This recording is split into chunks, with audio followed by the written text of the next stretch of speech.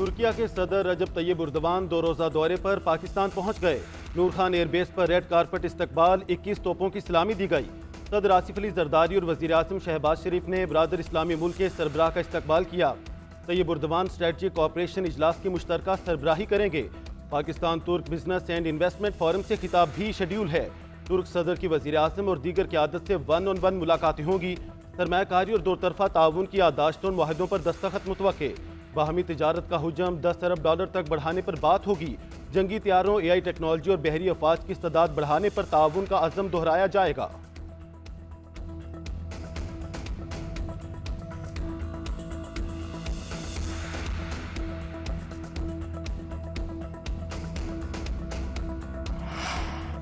Supreme court के 6 मुस्तकिल जजेस और एक आर्जी जज की तकर्री का नोटिफिकेशन जारी। Justice Hashim Kakar, justice Shafi Siddiqui, justice Salahuddin supreme court के जज तैनात। जस्टिस शकील अहमद, जस्टिस आमिर फारूक और जस्टिस इश्तियाक इब्राहिम भी सुप्रीम कोर्ट के जज तैनात। जस्टिस मियां गुल हसन औरंगजेब को सुप्रीम कोर्ट का एक्टिंग जज बना दिया गया। जस्टिस सरफराज डोगर को कायम मुकाम chief justice Islamabad high court तैनात कर दिया गया। जस्टिस एजाज सवाती कायम मुकाम chief justice Balochistan. Justice Junaid Ghaffar कायम मुकाम chief justice Sindh high court तैनात। जस्टिस अतीक शाह को कायम मुकाम chief justice Peshawar high court तैनात कर दिया गया।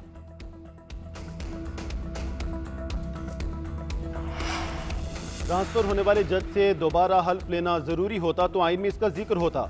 जजेस की तैनाती और ट्रांसफर में फर्क है। सूबाई हाई कोर्ट से ट्रांसफर होने वाले जजेस को नया हल्फ उठाने की जरूरत नहीं है। 5 जजेस की रिप्रेजेंटेशन मुस्तरद होने का तहरीरी फैसला जारी। 3 जजेस के तबादले के बाद इस्लामाबाद हाई कोर्ट में तब्दील शुदा सीनियरिटी बरकरार। Justice Sarfaraz Dogar senior puny जज रहेंगे। इस्लामाबाद हाई कोर्ट के जजेस का रिप्रेजेंटेशन मुस्तरद होने के ऑर्डर को चैलेंज करने का फैसला। रिप्रेजेंटेशन के खिलाफ सुप्रीम कोर्ट में दरख्वास्त आइंदा चंद रोज में दायर करने का इम्कान। जराये के मुताबिक दरख्वास्त में इस्लामाबाद हाई कोर्ट की पुरानी सीनियरिटी बहाल करने की इस्तदा की जाएगी।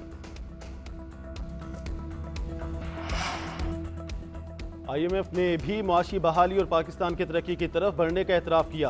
शहबाज शरीफ की मेहनत रंग ला रही है। मईशत में बेहतरी लाकर एक बार फिर पाकिस्तान संवार रहे हैं। सदर मुस्लिम लीग नून नवाज शरीफ के अरकान असम्बली से मुलाकात में गुफ्तगू। कहा पॉलिसी रेट 22 से 12% पर आने से मईशत को फ़ायदा पहुँच रहा है। बेईमानी के साथ आए शख्स ने मुल्क की बुनियादी हिला दी थीं। हमने पाकिस्तान की खातिर हंसते हुए कुर्बानियाँ दी। मरीम नवाज ने कहा आवाम की ज़िंदगी में बेहतरी का आना ही हमारी मेहनत का सिला है।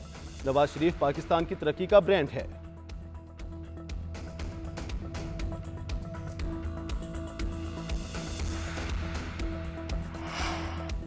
तहरीक इंसाफ ने IMF को खत लिख दिया। चीफ जस्टिस को लिखा गया खत और डॉजियर IMF वफ्द को भेज दिया। पत्तन की रिपोर्ट और कवरिंग लेटर भी IMF को दी। अपोजिशन लीडर उमर अयूब कहते हैं खत में गवर्नेंस के मसाइल, कानून की हुक्मरानी और शफाफियत के मसाइल का जिक्र है। मुल्क में इंसानी हुकूक की खिलाफ वर्जियाँ हो रही हैं। IMF के सामने तमाम हकाइक होने चाहिए। बैरिस्टर गौहर और अली जफर की IMF वफ्द से मुलाकात भी होगी। सियासी और मुआशी इस्तेहकाम के लिए ज़रूरी है कि हमारे तहफ़्फ़ुज़ात को दूर किया जाए।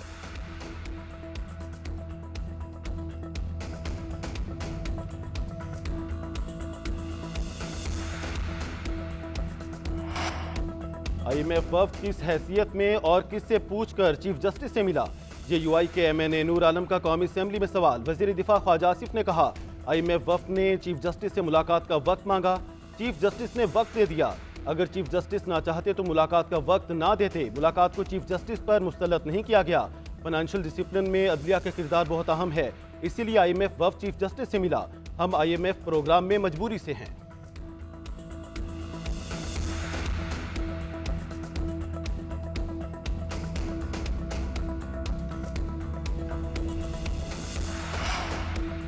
मौलाना फजलुर रहमान कहते हैं IMF वफ्द का चीफ जस्टिस से मिलना तारीख का अनोखा वाकया है। लगता है IMF को हमारे अदलो इंसाफ से तहफ़्फ़ुज़ात हैं। मौजूदा हुकूमत धांधली की पैदावार और इस्टेब्लिशमेंट की मैनेजमेंट है। अपोजिशन का बातचीत का सिलसिला जारी रहेगा।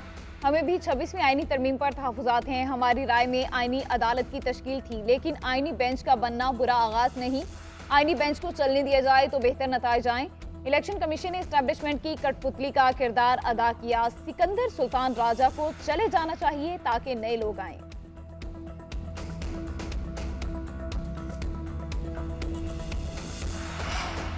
हुकूमत ने 1 माह के लिए बिजली की कीमत ₹1.23 कम कर दी। दिसंबर के माहाना फ्यूल एडजस्टमेंट की मद में बिजली की कीमत कम की गई। नेपरा ने नोटिफिकेशन जारी कर दिया। कराची समेत मुल्क भर के सार्फिन को फरवरी के बिजली बिलों में रिलीफ मिलेगा।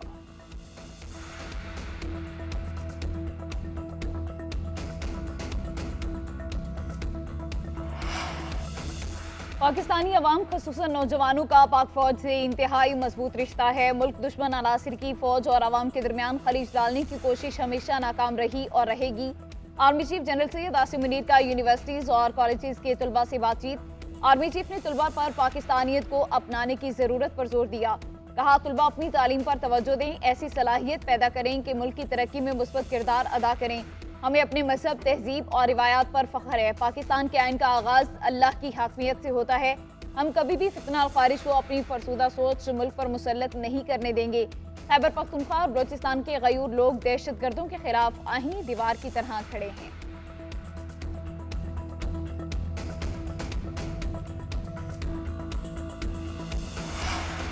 अगर आर्म्ड फोर्सेस का कोई शख्स घर बैठे कोई जुर्म करता है तो क्या आर्मी एक्ट लगेगा? जब मिलिट्री कोर्ट के फैसले के खिलाफ आर्मी चीफ को अपील जाती है तो कितने वक्त में फैसला होता है? जस्टिस जमाल मंदोखेल का मिलिट्री ट्रायल केस में इस्तफसार। सलमान अकरम राजा ने मौक़िफ़ इख्तियार किया कि पंजाब में पतंग उड़ाना जुर्म है। अगर मिलिट्री एहलकार खिलाफ वर्जी करेगा तो सिविलियन कानून लागू होगा। दुनिया में कहीं ऐसा नहीं होता कि एतराफ़ की बुनियाद पर सजा हो जाए।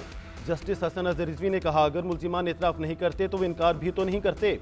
जस्टिस नईम अख्तर ने रिमार्क्स दिए, आपरे की सियासी जमात के दौर में आर्मी एक्ट में एक तरमीम की गई। पार्लियामेंट में बड़ी गर्मजोशी से कानून साजी हुई। सलमान अकरम राजा ने जवाब में कहा, मैं उस वक्त तहरीक इंसाफ का हिस्सा नहीं था।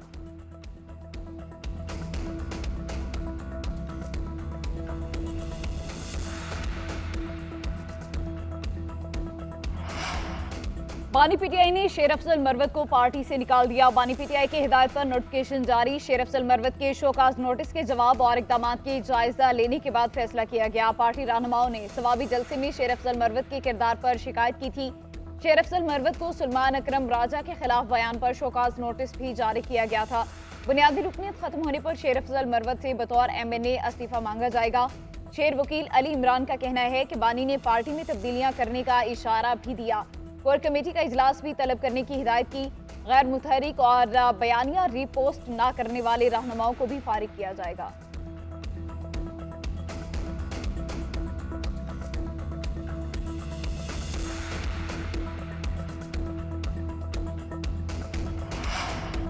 पार्टी से निकालने के फैसले का खैर मकदम करूंगा। मैंने बानी पीटीआई को नहीं छोड़ा, लेकिन अगर वो छोड़ गए तो कभी उनके पास नहीं जाऊंगा। बानी पीटीआई की अफवाहों पर कान लगाने की आदत है। साजिशियों ने बानी की सादत का भरपूर फायदा उठाया। शेर अफजल मरवत का रद्द अमल। कहा, अपनी पार्टी के लोगों ने बार बार बदनाम किया। रोजमर्रा की ट्रोलिंग से बीमार हो गया हूं। मेरे पास पाकिस्तानियों को सुनाने के लिए बहुत कहानियां हैं। पार्टी डिसिप्लिन की वजह से साजिशियों को मुनासिब जवाब नहीं दे सका। बानी पीटीआई हमेशा मेरे लीडर रहेंगे।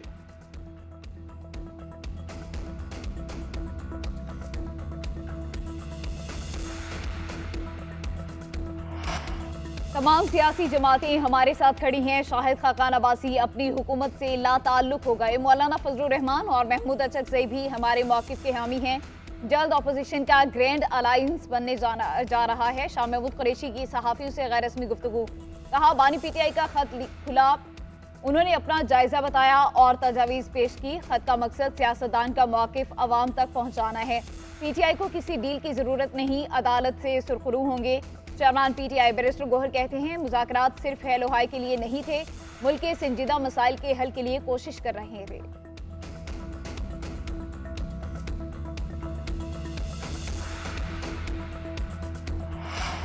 कराची में गाड़ियों को जलाने का केस। चेयरमैन महाजिर कौमी मूवमेंट आफाक अहमद कराची के निस्ताद दहशतगर्दी अदालत पेश। जुडिशल रिमांड पर जेल मुंतकिल। आफाक अहमद के खिलाफ इश्तियाल अंगेज बयानात पर मुकदमा दर्ज किया गया। जलाओ घिराव की दफात शामिल हैं। पुलिस के मुताबिक आफाक अहमद के बयान के बाद कोरंगी में माल बरदार गाड़ियां जलाई गईं। अमेरिका ने जंग से हाथ खींच लिया। यूक्रेन का मुस्तकबिल खतरे में पड़ गया। ट्रंप का रूसी सदर पुतिन से टेलीफोनिक राब्ता। यूक्रेन जंग बंद करने पर गुफ्तगू। अमरीकी सदर कहते हैं, यकीन है कि यूक्रेन जंग बंदी मुज़ाकरात में कामयाब होंगे। पुतिन ने मुताल्लिका टीमों के साथ फौरी तौर पर मुज़ाकरात शुरू करने पर इत्तफाक किया है। रूसी सदर ने अमरीका के साथ करीबी ताउन पर भी इत्तफाक किया। ट्रंप की पुतिन के बाद यूक्रेनी सदर ज़ेलेंस्की से भी टेलीफोन पर गुफ्तगू। ज़ेलेंस्की का कहना है कि ट्रंप ने पुतिन के साथ अपनी बातचीत की तफसीलात से आगाह किया।